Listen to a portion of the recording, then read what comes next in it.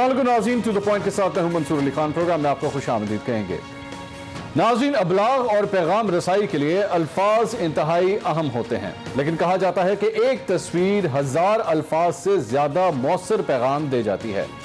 शाम की जंग के दौरान महाजरीन के मसले पर बहुत कुछ लिखा गया, टीवी प्रोग्राम किए गए, लेकिन महाजरीन के इस इंसानी अलमी को दुनिया ने उस वक्त पूरी तरह महसूस किया जब 3 साल शामी बच्चे एलान कुर्दी की लाश की तस्वीर सामने आई। शाम से यूरोप की तरफ हिजरत के दौरान बहरुल काहिल में डूबकर जाँ बहक होने वाले इस शामी बच्चे की साहिल पर मौजूद तस्वीर देखकर बड़े बड़ों के दिल दहल गए। यूरोप के वो ममालिक जिन्होंने महाजरीन को लेने से इनकार कर दिया था, वो इस तस्वीर के बाद महाजरीन को कबूल करने लगे। अब आप इस तस्वीर को देखें।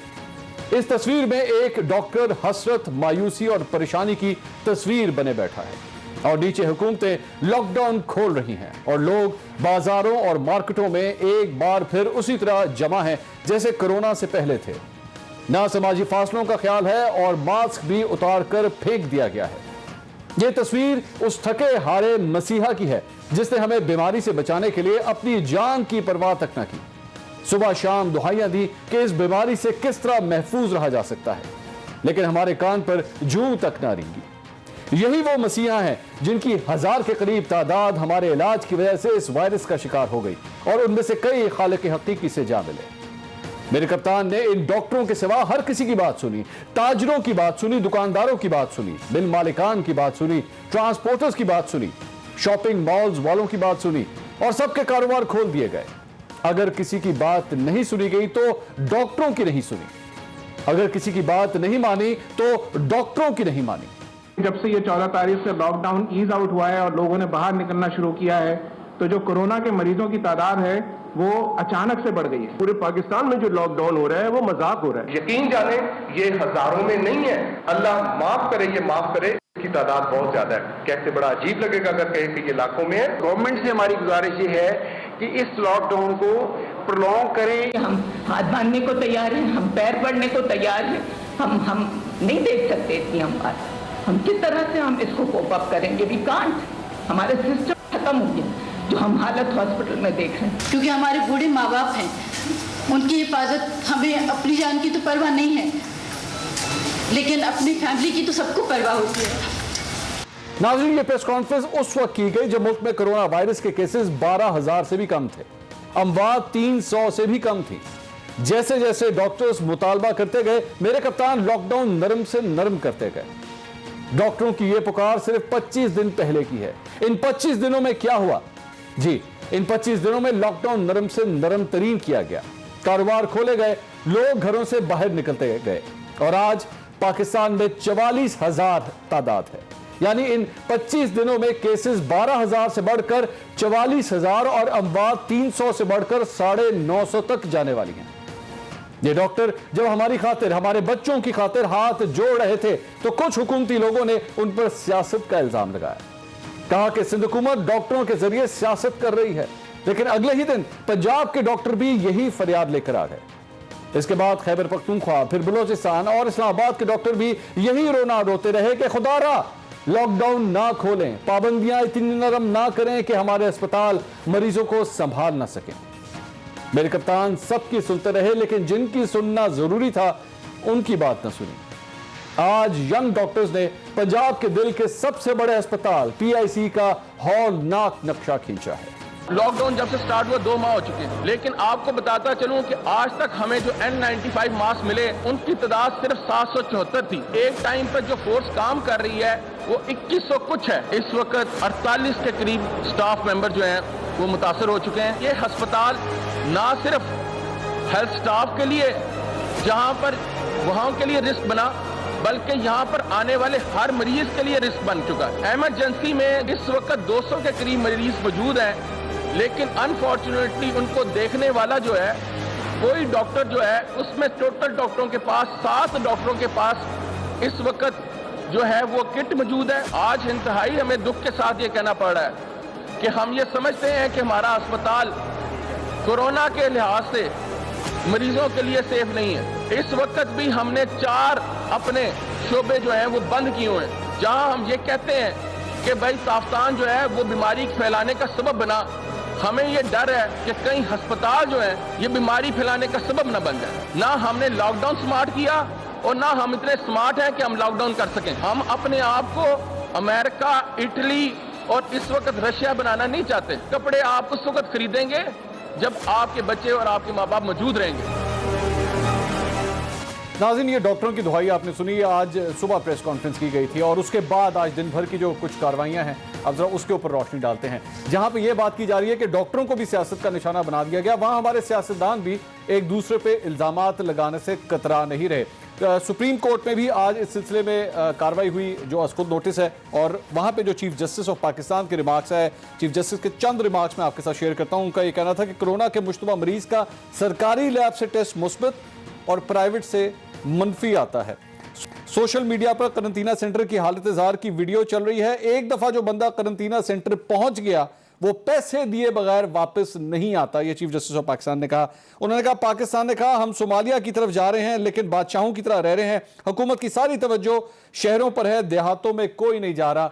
ये सूरत हाल है। ये चीफ जस्टिस ने खुद ये बातें कही हैं। और इस सारी सूरत हाल के अंदर आज शमीम नकवी साहब, जो पाकिस्तान तहरीक-ए-इंसाफ के एक सीनियर रहनुमा है, सिंध से उनका ताल्लुक है, उन्होंने सुबह सिंध के हवाले से गवर्नर राज की बात की है।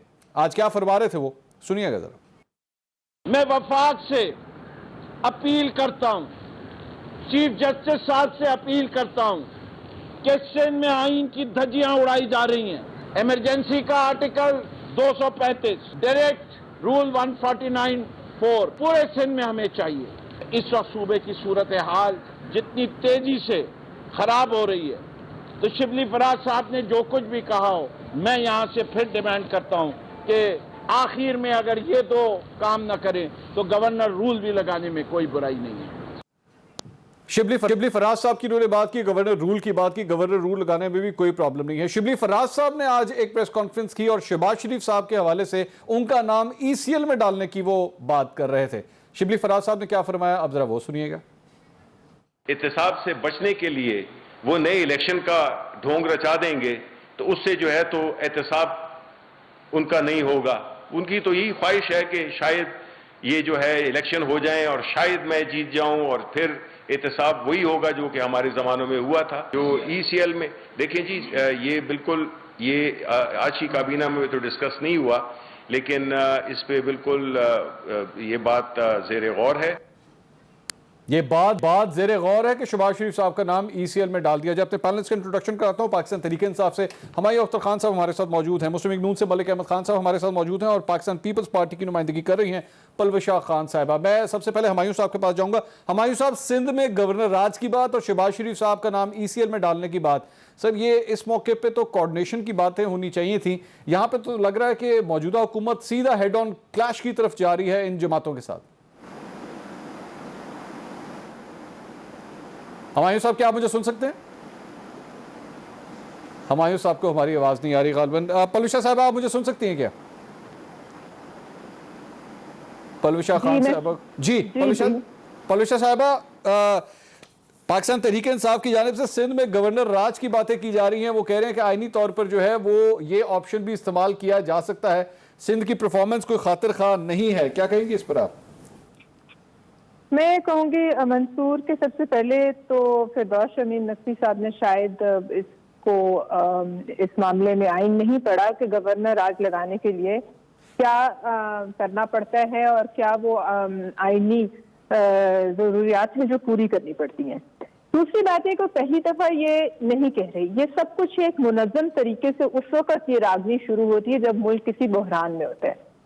पहले भी आपको याद है कि एक दफा ये इन्होंने शुरू किया था अपना सिंध फतह करने का ऐलान जो है वो किया था और उसके बाद इन्हें फिर वापस सफाई इख्तियार करनी पड़ी। इन्होंने कहा कि हमारे जहन में गवर्नर राज लगाने की कोई बात नहीं। फिर ये आपने देखा 18वीं तरमीम पर आए, फिर जब ये रियलाइज किया कि इनके पास उसके लिए भी हाथ में कुछ नहीं है और इनकी इतनी इस्तात नहीं है आईनी लिहाज से कि ये इस तरमीम को छेड़े, तो फिर ये उस पर भी आप कुछ दिन पहले आपने देखा पसपाई इख्तियार कर गए।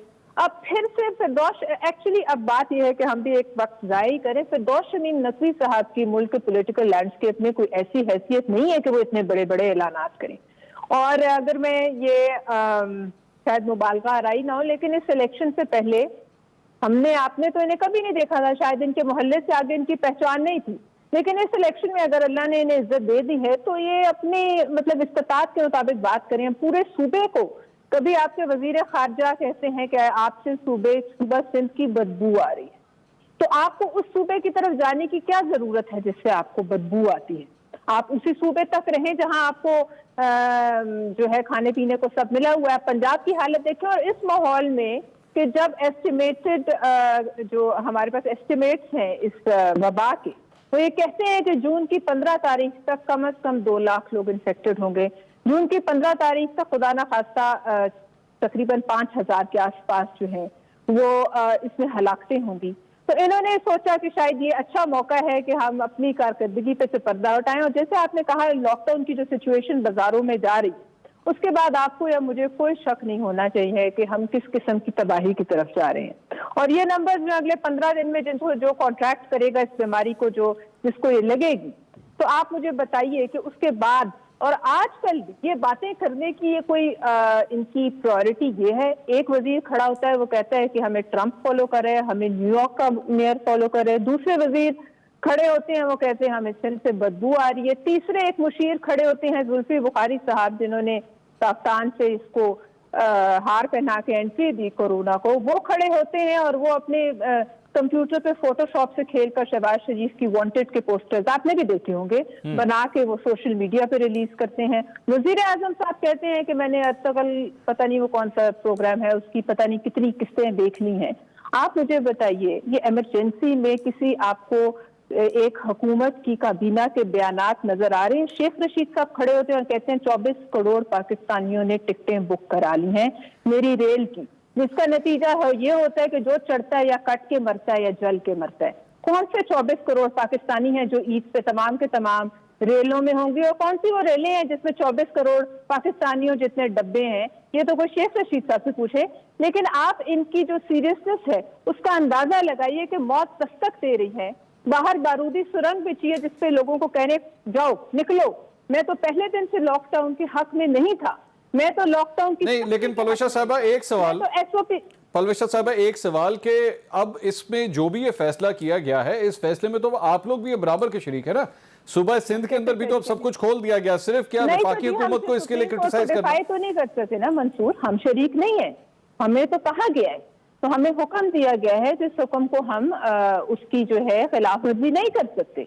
तो लिहाजा हमने हुक्म की तामील की है, जहां तक हम इसको रेजिस्ट कर सकते थे हम खड़े रहे और हमने कहा कि हम नहीं चाहते कि लॉकडाउन नरम हो। अब आप इस हालत में देखिए कि जो आपके ऑपोजिशन लीडर है उनको कोई मरीजों की फिक्र नहीं है अपने सूबे में। उनको ये नजर आ रहा है कि चंद जो मिनिस्ट्रीज हैं जो खुसरो बख्तियार से बच गई, जो जहांगीर तरीन से बच गई, जो IPPs वाले वो रजाक दाऊद से बच गई, अब हम सिंध के वसाइल की तरफ उनकी नजर राल टपक रही है। लिहाजा बिल्ली के ख्वाब में तो छीछड़े होते हैं, लेकिन बिल्ली को भी अपने ख्वाबों को जो ना हालात हाजरा के मुताबिक जो है उनको रियलिस्टिक रखना चाहिए। इस तरह के ख्वाब वो देखने में उनको कोई हर्ज नहीं, लेकिन हालात का देखें कि सिंध की आवाम इस वक्त इनकी हरकतों से क्या मैसेज ले रही। ठीक है हुमायूं साहब, आप मुझे सुन सकते हैं? अच्छा, हुमायूं साहब से अभी भी हमारा राब्ता नहीं। मलिक साहब, ये ECL में डालने की बात हो रही है शहबाज शरीफ साहब के नाम की, तो हम तो ये समझ रहे थे कि जनाब कुछ कोऑर्डिनेशन अब शुरू हो गई हैं और आपस में बड़े अच्छे ताल्लुकात बन गए हैं। शहबाज शरीफ साहब जब से लंदन से वापस आए हैं कोई ऐसे कोई तंदो तेज़ जुमले भी उन्होंने नहीं कसे, ना हुकूमत को आप लोग टफ टाइम दे रहे हैं, लेकिन हुकूमत की जानिब से कोई अच्छी खबर नहीं आ रही आप लोगों के लिए। जी मंसूर, आपका बहुत शुक्रिया। देखिए, गवर्नमेंट की मैं जो बेहतरीन तशरीह कर सकता हूँ, at the best what I can say, कि ये प्रोपोगेशनिस्ट है और एक्सप्लॉइटर है, दैट्स ऑल। इससे ज़्यादा इनको मैं डिफाइन नहीं कर सकता। अच्छा, लेकिन जब शहबाज साहब बाहर थे, और मुझे आपके प्रोग्राम में याद है, मैंने आपके प्रोग्राम में बैठ के कहा कि शहबाज साहब बाय एंड ऑफ मार्च या बिगनिंग ऑफ अप्रैल ज़रूर आ जाएंगे, और उनकी वहाँ पे रुकने की रीज़न्स हैं जी, विदाउट रीज़न नहीं है। उनके भाई बीमार हैं, उनके लीडर भी हैं, भाई भी हैं, ठीक, वो उनको वहाँ उनके ट्रीटमेंट के साथ अपनी भी वो कैंसर सर्वाइवर हैं, अपनी ट्रीटमेंट भी उन्होंने करवानी है, और वो बाय ऑल मीन्स यहाँ पर होंगे। वो जो 3 महीने थे, उन 3 महीनों में आखिरी 15-20 दिन एक बाकायदा मलिशियस कैंपेन के भाग गए, चले गए, वापस नहीं आएंगे, ये बाहर चले गए हैं। गवर्नमेंट किधर है? ऑपोजिशन लीडर असेंबली में खड़े होकर स्पीकर को ख़त लिखकर फिर फवाद की वो ट्वीट्स और फिर वो सारी पूरी कैंपेन में मैं आपकी मेमोरी जॉग कराऊँ 15 दिन पूरी एक कैंपेन थी। आज उनको ये फिक्र है कि ये वापस चले जाए।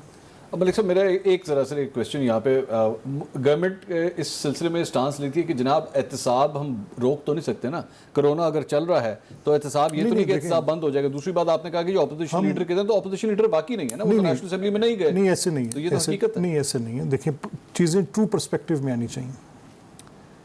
क्या शहबाज साहब is 70 years old or not? Yes. Is he a cancer survivor or not? Yes, he is.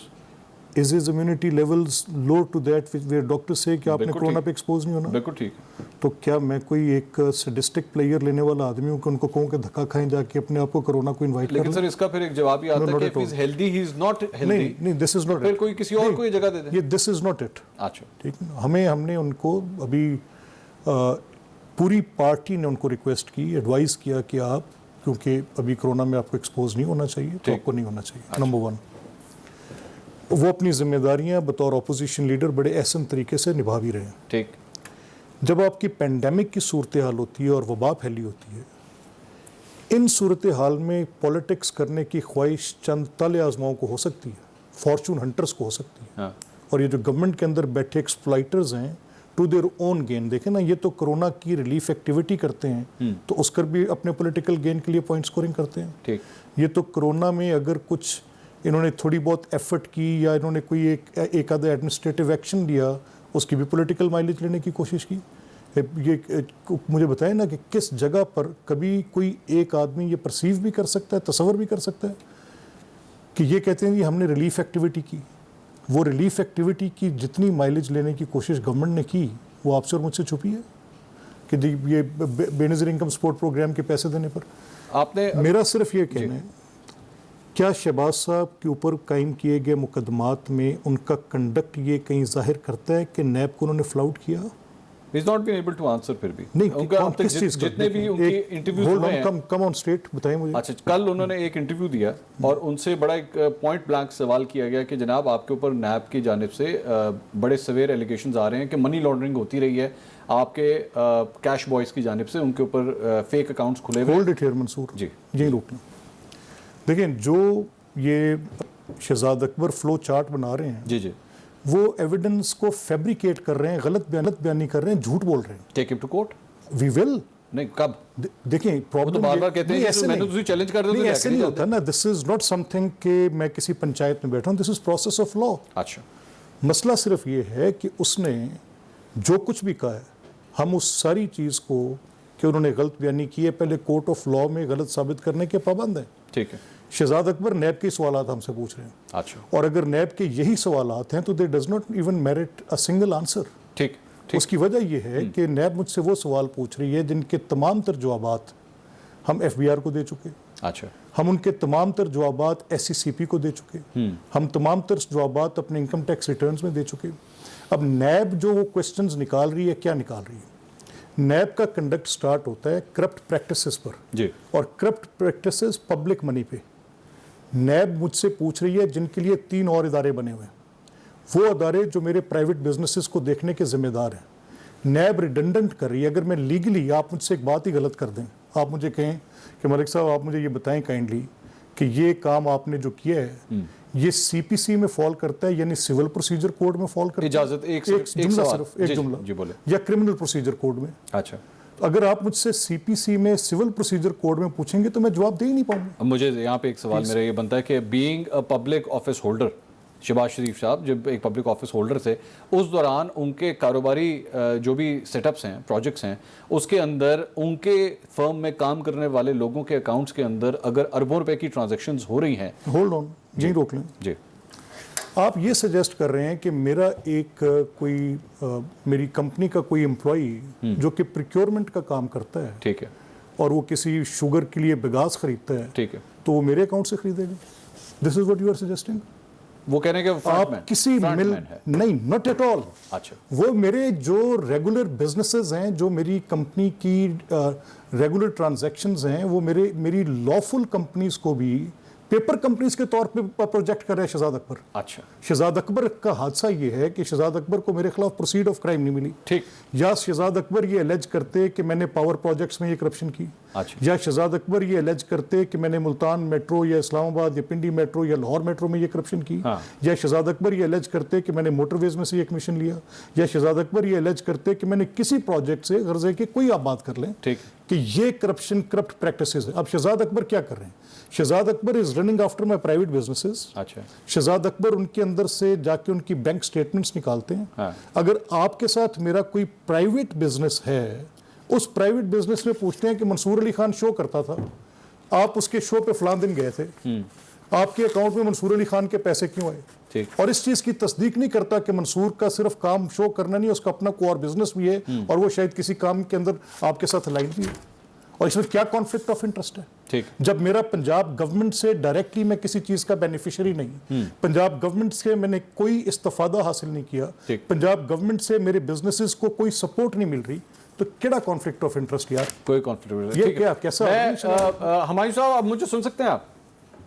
जी मैं समझ सकता। अच्छा, you back with us, but I have to take a break. लेकिन पाकिस्तान पीपल्स पार्टी और नून जानिब से ये जो सारे सवालों के जवाब दिए गए हैं, मेरे ख्याल में हुकूमत इस सिलसिले में क्या अपनी राय रखती है? गवर्नर राज और इसके साथ साथ शहबाज शरीफ साहब का नाम ECL में डालने की जो हुकूमत की जानिब से बातें हो रही हैं, ये किस तरफ हम जा रहे हैं? हम जब एक जगह बात कर रहे हैं कि जून के वक्त तक कोरोना का एक बड़ा सिवियर प्रेशर हमारे ऊपर आने वाला है और दिन ब दिन तादाद बढ़ती जा रही है, तकरीबन 1800, 1900, 2000 मरीजों की तादाद बढ़ती जा रही है। क्या इस मौके पे इन तमाम सियासी जमातों के दरमियान इस किस्म की कोऑर्डिनेशन ये मुल्क के लिए फायदेमंद है या मुल्क के लिए नुकसानदेह साबित हो सकती है? इस पर बात करेंगे एक ब्रेक के बाद। हमारे साथ रहिएगा। नाज़रीन, welcome back after the break. Break पे जाने से पहले बात हो रही थी कि पाकिस्तान तहरीक इंसाफ की जानिब से आज एक बार फिर गवर्नर राज का मुतालबा किया गया सिंध के अंदर, और इसके साथ साथ शहबाज शरीफ साहब का नाम ECL में डालने की एक दफ़ा फिर से बातें होना शुरू हो चुकी हैं। हुमायूं अख्तर खान साहब से हमारा रब्ता नहीं हो पा रहा था, पहले ऑडियो नहीं जा रही थी, लेकिन अब वो हमारे साथ मौजूद हैं। हुमायूं साहब, पीपल्स पार्टी और नून लीग का एक दफ़ा फिर यही गिला शिकवा है कि इस मौके पर जब सबको पता है कि जून के अंदर कोरोना का बड़ा सवेयर प्रेशर आने वाला है, हमारे हॉस्पिटल्स के अंदर लॉकडाउन पहले ही खुल चुका है और इस सिलसिले में भी एक बड़ी परेशानी पाई जाती है, इस दौरान पार्टीज के साथ, ऑपोजिशन की जमातों के साथ एक हेड ऑन कोलिजन की सूरत हाल जो है वो बनती जा रही है। सर, सियासी तौर पर हम सबको इकट्ठे होने की जरूरत नहीं है और ये पार्टियां जो फील कर रही हैं इस वक्त हुकूमत की कार्रवाइयों के सिलसिले में, क्या आपके ख्याल में ये राइट डायरेक्शन है? देखिए, कोरोना में तो जिन पार्टियों की हुकूमत है और जितने भी मुल्क के इदारे हैं, वो नेशनल कोऑर्डिनेशन कमेटी और national command and operation centre में इकट्ठे बैठ के फैसले करते हैं। अगर सिंध के leader of opposition Firdaus Naqvi साहब ने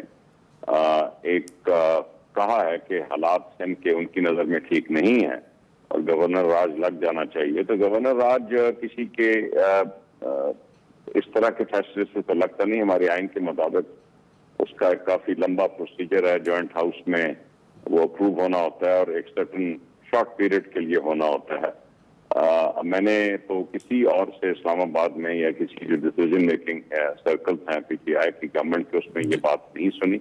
अच्छा। जहां तक ताल्लुक है शहबाज शरीफ साहब की ECL पे जाने से, देखिए, हम सब की ख्वाहिश है कि इस वक्त ये जो मामलात हैं ये बैक बर्नर पर रहें, लेकिन इदारे नैब जो है, नैब कोरोना वायरस के सिलसिले में इन्वॉल्व नहीं है। नैब का जो मैंडेट है, जो उसका काम है, नैब वो काम जारी रखे हुए है और अगर उसमें कुछ केसेस सामने आ रहे हैं तो हम ये तो नहीं कह सकते कि वो सारे केसेस अब या खत्म कर दें, क्योंकि अब हमने कोरोना की इकट्ठे मिलके फाइट करनी है।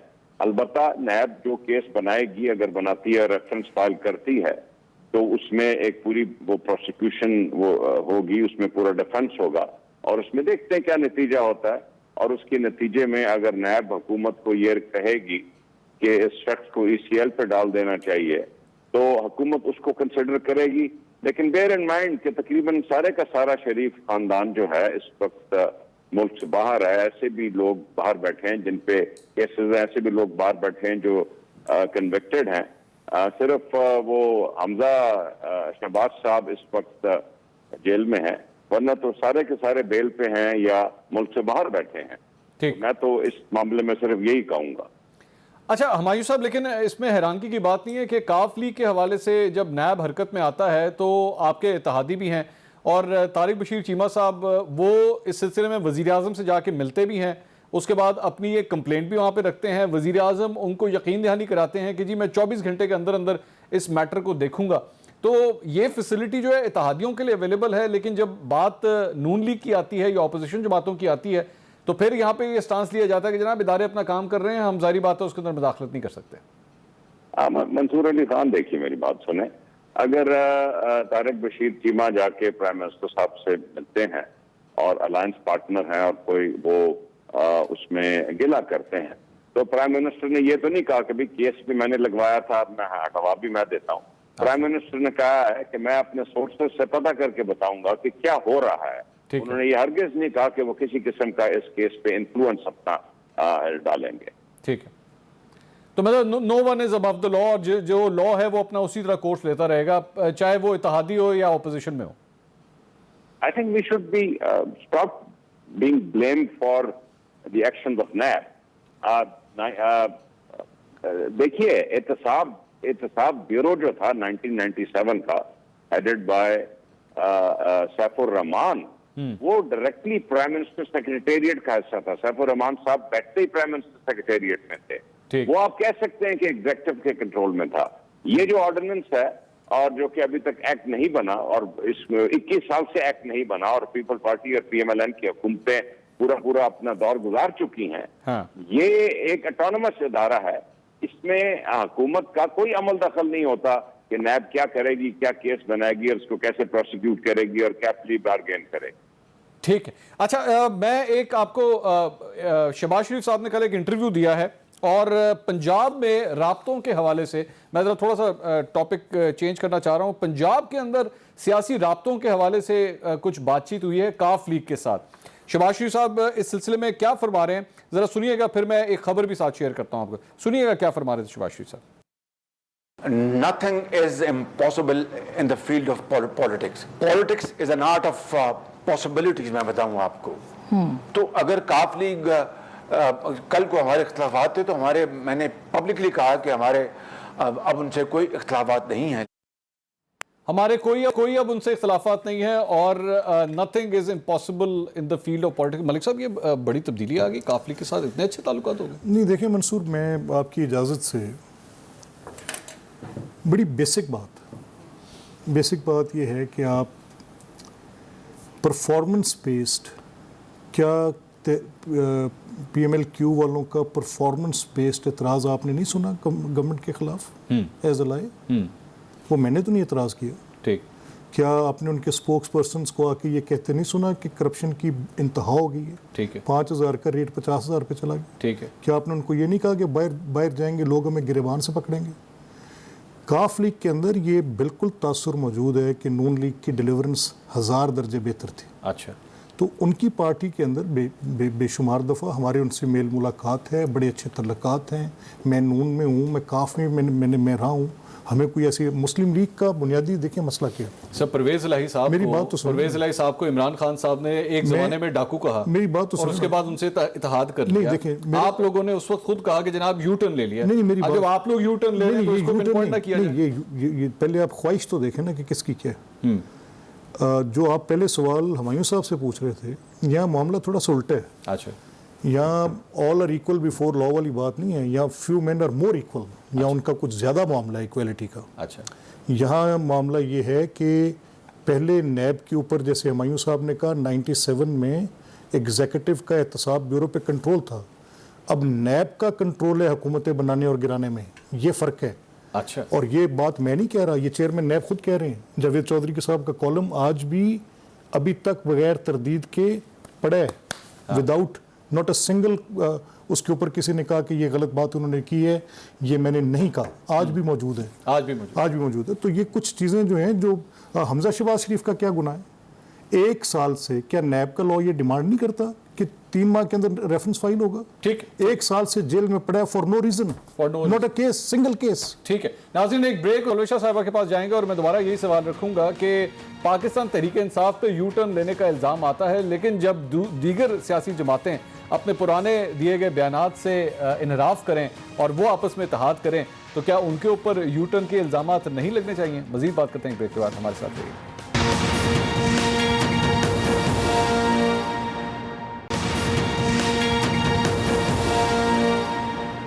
नाज़रीन, welcome back after the break. Break पे जाने से पहले बात हो रही थी नए सियासी जोड़ तोड़ क्या कुछ हो रहा है और कहीं पे काफ लीग और नून लीग के दरमियान मफाहमत की बातें हो रही हैं। तो एक खबर मैंने आपसे शेयर करनी थी, वो खबर ये है, मुसद्दका ज़राए से खबर मिली है कि जहां पे नून लीग के लिए कुछ मुश्किलात ये भी हो सकती हैं कि तकरीबन 25-30 MPs पंजाब असेंबली में, उनके हवाले से ये खबर भी आ रही है कि वो हुकूमत के साथ भी राब्ते में है। ये पहले भी ये हो चुका है, लेकिन अब ये लेटेस्ट खबर ये भी आई है। और इसके साथ साथ पंजाब हुकूमत की जो वजारतें हैं उसके अंदर भी कुछ तब्दीलियां हो सकती हैं ईद के बाद। ये खबर भी आज मीडिया के ऊपर आई है। तो काफ़ी ईद के बाद हलचल होने जा रही है। पलूशा साहबा, मेरा सवाल, शेख रशीद साहब ने भी एक पेशन गोई की थी, वो हमेशा पेशन गोई ईद के हवाले से करते हैं। झाड़ू फिरने वाला है। आज शिबली फराज साहब ECL में नाम डालने की बात करते हैं शहबाज शरीफ साहब के लिए, शमीम नकवी साहब गवर्नर आज की बात करते हैं। पीपल्स पार्टी के लिए भी कोई मुश्किल हालात तो नहीं पैदा होने जा रहे ईद के बाद? मंसूर, आपको क्या ये किसी ऐसी हुकूमत के लक्षण लगते हैं जो एक वबा के बीच में घिरी हुई हो और 21-22 करोड़ लोगों की हिफाजत का जिम्मा उनके सर हो?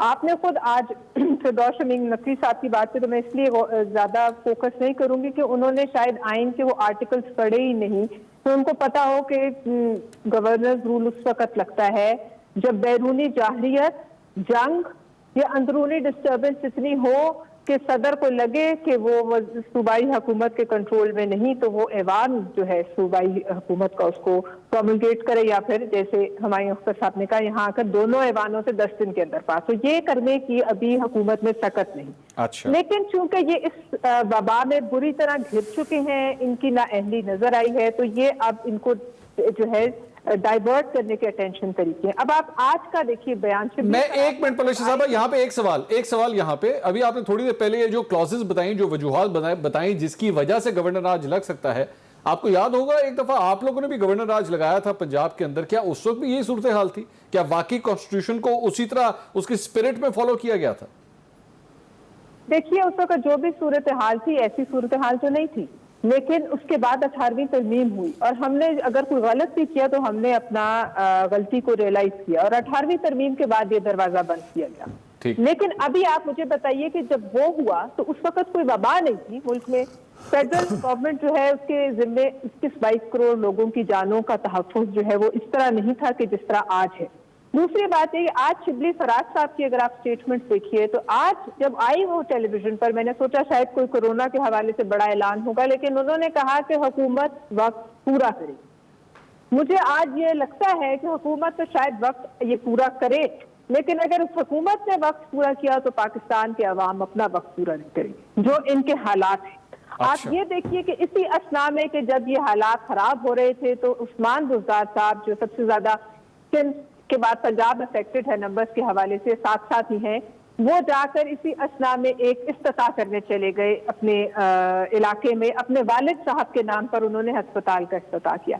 अब आप मुझे बताएं मंसूर साहब, ये क्या ऐसा मौका है जब सियासी लोग जाकर इफ्तिताह करें, जब इज्तिमात पे पाबंदी है, जब हर चीज पर मिलने जुलने पे पाबंदी है, तो एक चीफ मिनिस्टर सारी रिसोर्सेज उस सूबे की उस दिन के लिए डाइवर्ट करता है और अपने इलाके में जाके वालिद साहब ने इनके, मुझे तो इल्म नहीं ऐसा कौन सा कारनामा जो है वो सर अंजाम दिया है जो कि मुझे नहीं पता, आपको नहीं पता कि उनके नाम पर एक हॉस्पिटल की इतनी जल्दी क्या थी।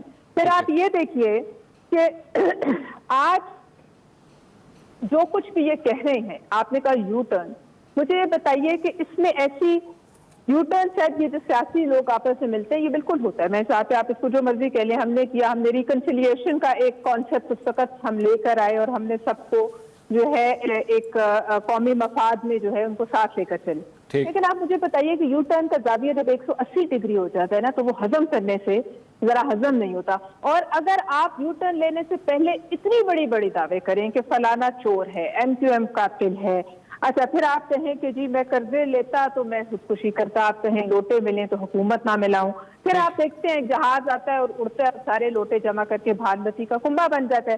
फिर आप कहें कि जी प्ली बारगेन वाले जो हैं उनके लिए आप सदारती ऑर्डिनेंस की इसी वबा के दौरान, ये बताइए क्या जरूरी था? क्या ये वेट नहीं कर सकता? इसी क्या वेट नहीं कर सकते? अच्छा, मुझे politicians have to take a break, लेकिन सवाल आपका बड़ा वैलिड है कि क्या ये वेट नहीं किया जा सकता था? ये सियासी जोड़ तोड़ और ये जो कुछ भी ये तकरीबात हो रही हैं, क्या ये वेट नहीं कर सकती थी? हुमायूं साहब से इसका सवाल करेंगे एक ब्रेक के बाद। हमारे साथ रहिए।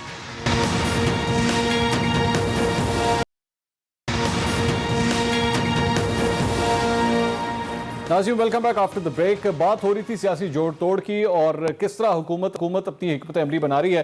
हुमायूं साहब, एक और खबर यहाँ पर आज अब से थोड़ी देर पहले आई है कि आज चंद वफाकी वुज़रा ने भी काबीना के इजलास में शिरकत नहीं की। तारिक बशीर चीमा साहब भी इजलास में शरीक नहीं हुए, फवाद चौधरी साहब, श्री मजारी साहिबा, और काबीना के अंदर एक ये गम व गुस्सा पाया जाता है कि गैर मुंतखब अरकान जो हैं अब काबीना की डायरेक्शन बना रहे हैं। जो इलेक्टेड मेंबर्स हैं उनको डायरेक्शन लेने के लिए जो है वो इंपॉर्टेंस नहीं दी जा रही, वो जगह नहीं दी जा रही।